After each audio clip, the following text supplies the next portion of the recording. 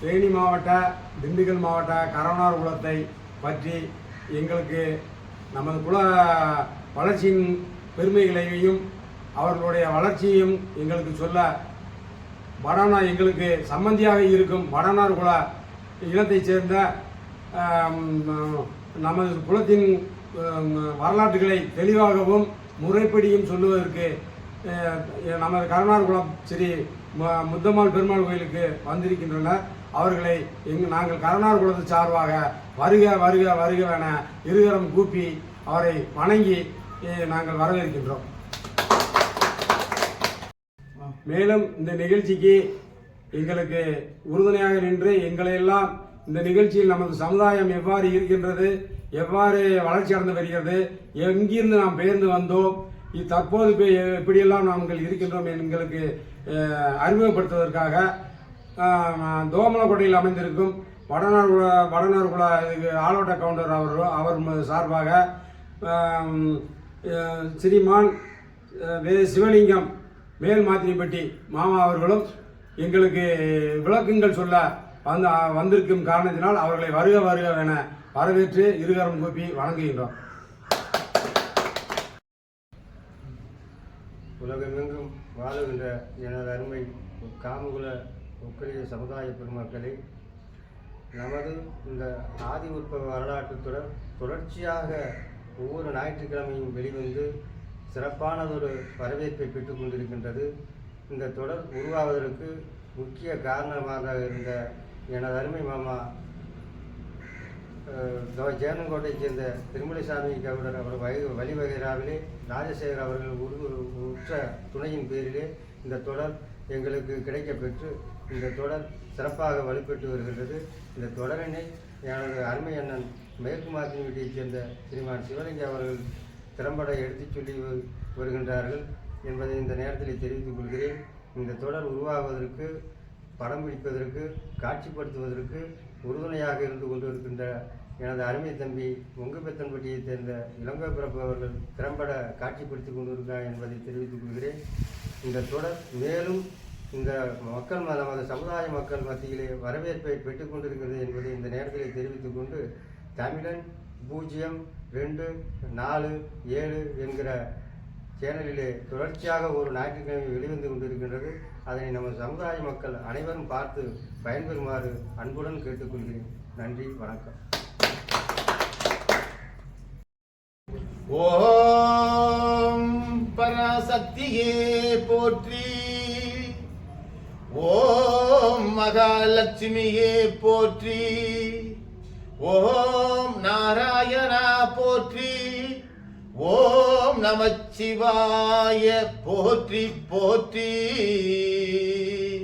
திண்டுக்கல் மாவட்டம் குஜிலியம்பாறை வட்டம் வெம்பூர் கிராமம் தோகைமலை கோட்டை என்கின்ற புராதனமிக்க, வீரம் மிக்க, விவேகம் மிக்க, தலைமை மிக்க திருவூரிலே கோயில் கொண்டு கரவணவருக்காக அருள் புரிகின்ற இளந்தை மரத்து முத்தம்மா சாமி போற்றி போற்றி. அந்த முத்தம்மா சாமிக்கு முன்னோடியாக அனுக்கிரகம் புரிகின்ற பெருமாள் சாமி போற்றி போற்றி.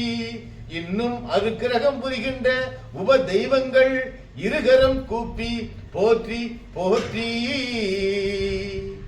நல்லதொரு நாளிலே, நல்லதொரு திதியிலே, நாளெல்லாம் கொண்டாடப்படுகின்ற திருக்கோவிலிலே எல்லா தெய்வங்களும் கும்பாபிஷேகம் முடிந்து மண்டல பூஜையிலே அனுக்கிரகம் கொடுத்து கொண்டிருக்கின்ற திரு நாட்களிலே இத்திருக்கோயிலுக்கு பூஜையை காணவும், தெய்வ தரிசனத்தை காணவும், பிரசாதங்களை பெற்று அதை அனுக்கிரகமாக பயன்படுத்திக் கொள்ளவும் இத்திருக்கோயில் சார்பிலே அழைப்பாக விடுத்து அழைத்திருக்கின்ற ஆலவட்ட கவுண்டர் அவர்களுக்கும், அக்கோயிலிலே திருப்பணியை மேற்கொண்டு பெரிதனக்காரர்கள் சிலவத்திலே முதன்மையாக இருந்து சேவை செய்து வருகின்ற மகா கணம் பொருந்திய, மகா பக்தி பொருந்திய, தெய்வ நிலை அறிந்திருக்கின்ற, சக்திமிக்க நிலையை அறிந்திருக்கின்ற திருமிகு ஐயா ஈஸ்வரன் அவர்களுக்கும், இன்னும் அவரின் சார்பில் இருக்கின்ற பங்காளிகளுக்கும், இன்னும் இம்முத்துராஜ் என்கின்ற மாரிமுத்து.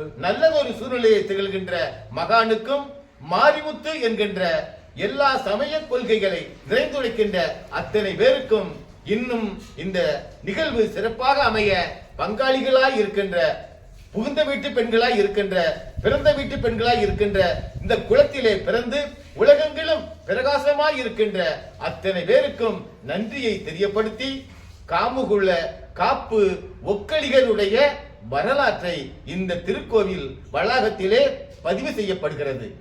கடந்த தொடரிலே காமு குலத்தவர், அதனுடைய பிரதிநிதியாக இருக்கக்கூடிய ஆளவட்ட கவுண்டர் என்று பெயர் பெற்றவர் 48 குலங்களிலேயும் தலைமையை தேர்வு செய்து அந்த 48 பேர் முன்பாக காமு குலத்தவர் வீடுகளிலே குழந்தைகள் பிறந்தால் அந்த குழந்தைக்கு முதலிலே என்ன செய்ய வேண்டும், யார் செய்ய வேண்டும், எவ்வாறு செய்ய வேண்டும், எதற்காக செய்ய வேண்டும், எப்பொழுது செய்ய வேண்டும் என்கின்ற தகவலை கூறியிருந்தார். அதை அத்தனை பேரும் நாம் மனமுருக கேட்டு மகிழ்ந்தோம். அதன் பிறகாக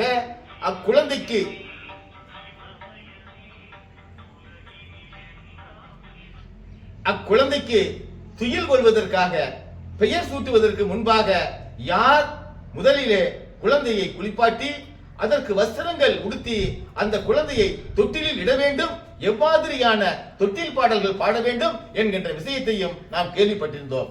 அந்த நிலையிலே, மனம் மகிழ்ந்த நிலையிலே, இந்த தொடரிலே தொட்டில் பாட்டு பாடிய பின்காக அந்த குழந்தை கிட்டத்தட்ட 3 மாதங்கள் ஆக வேண்டும்.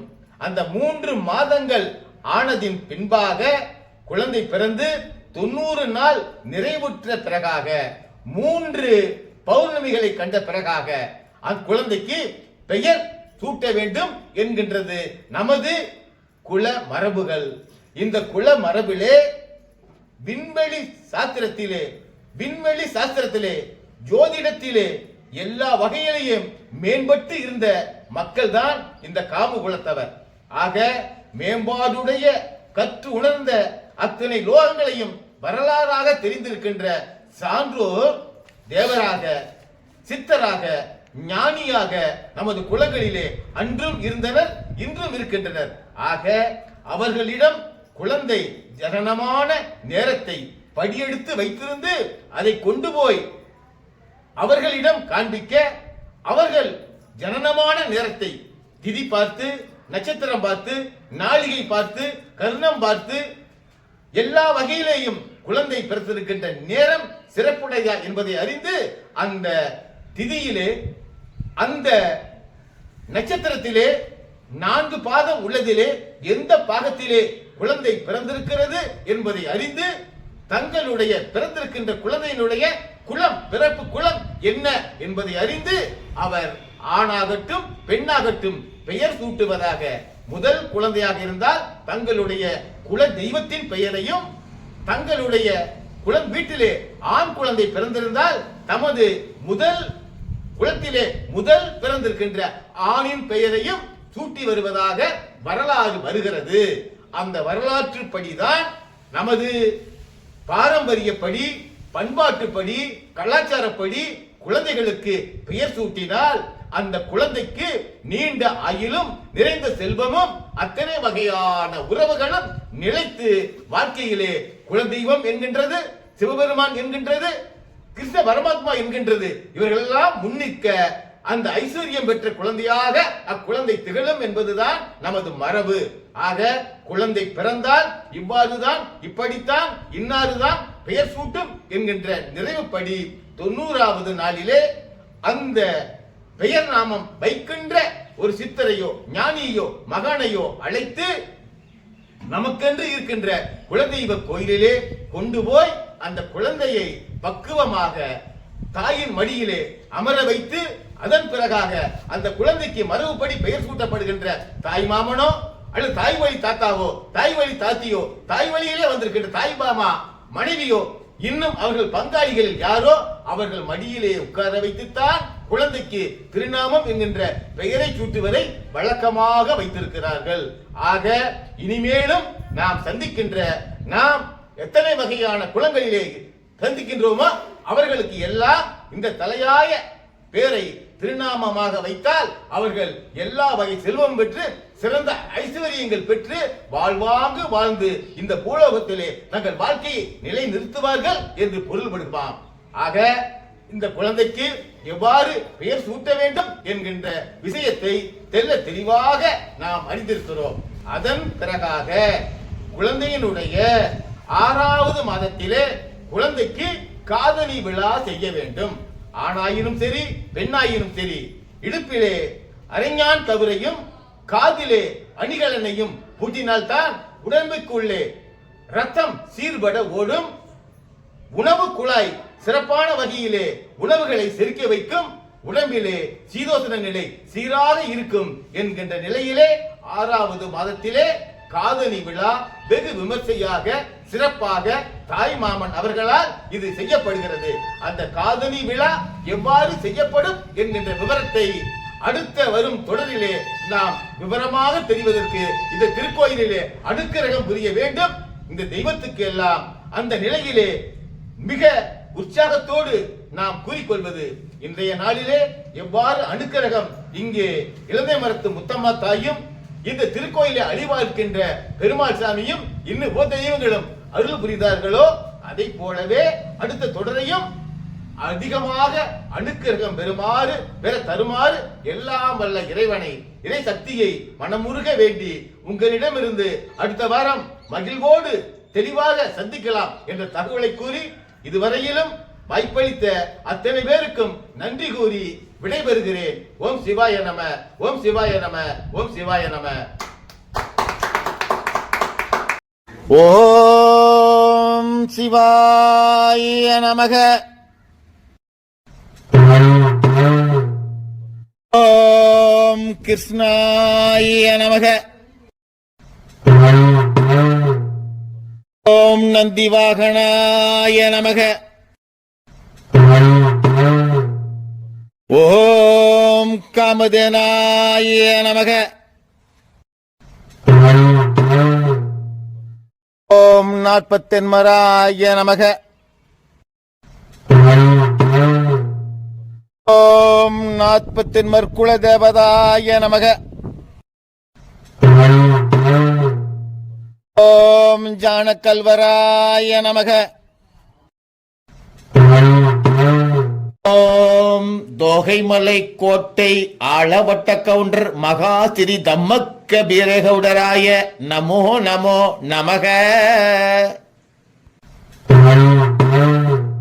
ஓம் திருமலசாமி கவுடராய நமோ நமோ நமக.